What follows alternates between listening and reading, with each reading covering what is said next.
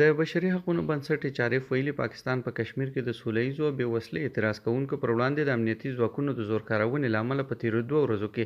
لږ تر لږه 30 کسان وژل شوي دي. دغه بنسټ پر ایکس خپاره کړې اعلامیه کې د اعتراض کوونکو پر ضد د تاوتریخوالي غندنه کړې او له پاکستاني چارواکو یې غوښتي چې د اعتراضونو پر وړاندې زور زیاتی پای ته ورسوي.